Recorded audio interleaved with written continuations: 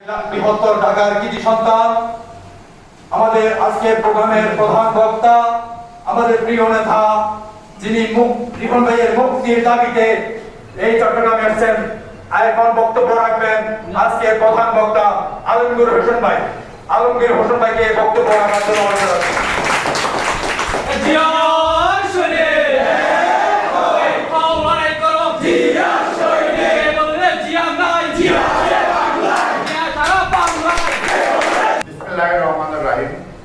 আসসালামু আলাইকুম। উত্তর জেলা আরাফাত রহমান উপস্থিতি সংসদ কর্তৃক আয়োজিত মহানগর চট্টগ্রামের সাধারণ সম্পাদক এন মোহাম্মদ রিপন হোসেনের কারা মুক্তির দাবিতে আজকে প্রতিবাদ সভা। এন মোহাম্মদ রিপনের যেন মুক্তি হয় তার জন্য আপনারা যেভাবে আন্দোলন সংগ্রাম গড়ে তুলেছেন, আমি আরাফাত রহমান উপস্থিতি সংসদের পক্ষ থেকে সকলকে ধন্যবাদ এবং কৃতজ্ঞতা জানাচ্ছি। সাথে সাথে দুঃখ প্রকাশ করতেছি এবং নিন্দা জানাচ্ছি এন মোহাম্মদ রিপনের মতন আমাদের আরাফাত রহমান উপস্থিতি সংসদের সমগ্র বাংলাদেশে প্রায় 300 নেতাকর্মী গ্রেপ্তার হয়েছে এবং তাদের মুক্তি যেন অতি বিলম্বে নিঃশর্তভাবে যেন তাদের মুক্তি দেওয়া হয়। আমি চট্টগ্রামের পর এসে আমি এই মুক্তির দাবি জানাচ্ছি।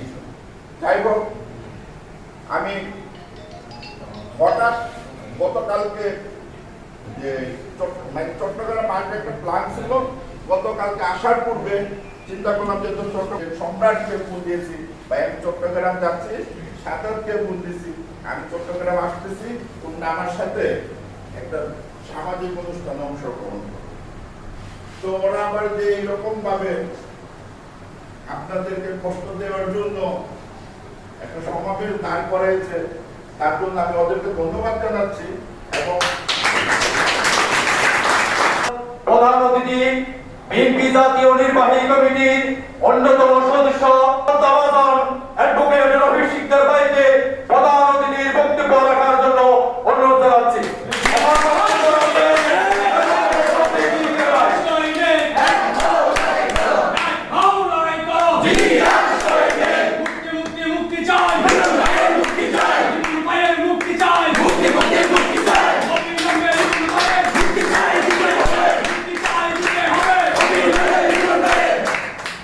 যারা বেঁচে থাকে মৃত্যু তাদের ছড়ে না। আরাফাত রহমান মৃত্যুর পরে বাইতুল মোকাররমে তার যে জানাজা হয়েছিল, এটা মানুষের জীবদ্দশায় সে কতখানি জনপ্রিয় হলে, পারিবারিকভাবে কতখানি সমৃদ্ধ হলে এই লক্ষ কোটি মানুষ তাৎক্ষণিকভাবে জানাজায় এসে হাজির হয়, সেটি একমাত্র শহীদ রাষ্ট্রপতি জিয়া রহমানের জানাজার পরেই বাংলাদেশের দ্বিতীয় বৃহত্তর জানাজা আরাফাত রহমান কোকো সাহেবের হয়েছিল।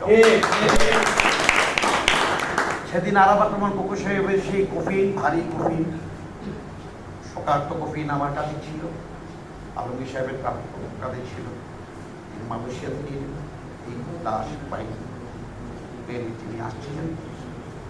সেই পর থেকেই তো এই সংগঠনটির যাত্রা, আরাফাত রহমান কোকো মারা যাওয়ার পর থেকে।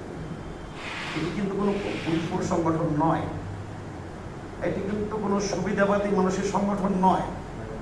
এটা আরাফাত রহমান কোকো স্মৃতি সংসদ শুধু আরাফাত রহমান কোকোকে স্মৃতিতে ধারণ করে রাখার সংগঠনও নয়, এই সংগঠনটি জাতীয়তাবাদের আদর্শের একটি সংগঠন।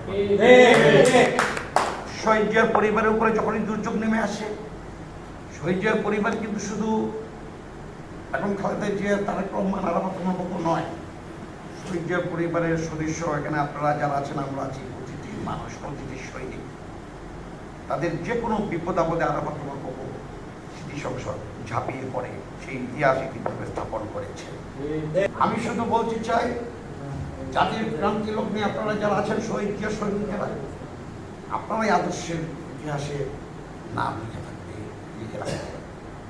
বিশেষে শুধু বলতে চাই, যতদিন পর্যন্ত এই সৈনিক হাসিনা, ফ্যাসিস্ট হাসিনার পতন না হবে, ততদিন পর্যন্ত আমাদের সংগ্রাম আন্দোলন চলছে এবং চলবে। শহীদের রক্তে সিক্ত এই বাংলার মাটিতে গণতন্ত্রের পতাকা আমরা উড়াবই। শহীদ মামুনুল বাবলু, জয়নাল জাফর, দীপালি সাহা এবং জিহাদ নূর হোসেন সহ অসংখ্য শহীদের রক্তে সিক্ত এই বাংলার মাটি আমরা সেখানে গণতন্ত্রের পতাকা এবং আমাদের জয়ের পতাকা ইনশাআল্লাহ উড়াবো। এই শেষে শুধু বলতে চাই, অত্যাচারের নির্মম আঘাতে পিঠ যখন দেয়ালে থেকে যায় তখন শুরু হয় প্রতিশোধের ঝড়। লক্ষ প্রাণে রক্তে যখন রঞ্জিত হয় রাজপথ তখন রক্তই কথা বলে, এই রক্তই অগ্নুৎপাতের মতো কথা বলবে, ইতিহাস স্থাপন করবে। এটি হোক আজকের এই চট্টগ্রামের মহানগরের এই বিএনপির অফিসের এই পাদপীঠে দাঁড়িয়ে আমাদের শপথ। সবাইকে ধন্যবাদ। আল্লাহ রিপন ভাইয়ের দাবিতে আজকের এই চট্টগ্রাম উপজেলা বিক্ষোভ প্রতিবাদ সভায় আজকে দূরান্ত থেকে আপনারা এসেছেন এবং আমাদের বিএনপি কেন্দ্রীয় নির্বাহী কমিটির অন্যতম মেম্বার জনাব অ্যাডভোকেট রবি সিকদার ভাই এবং আমাদের মাঝে যে আরাফাত সিটি সংসদ কেন্দ্রীয় কমিটির প্রতিষ্ঠাতা সভাপতি জনাব আলমগীর হোসেন ভাই আমাদেরকে এখানে এসে তার মূল্যবান সময় দিয়ে আমাদেরকে এই প্রোগ্রামকে সাফল্য অর্জন করেছেন। তাদের প্রতি আমি উত্তর জেলা আরাফাত পক্ষ থেকে কৃতজ্ঞতা প্রকাশ করছি। আপনারা এসে আমাদেরকে কৃতার্থ করেছেন এবং বিভিন্ন উপজেলা মহানগর থেকে এসে সকল নেতৃবৃন্দরা আজকের প্রোগ্রামে এসে আমাকে কৃতার্থ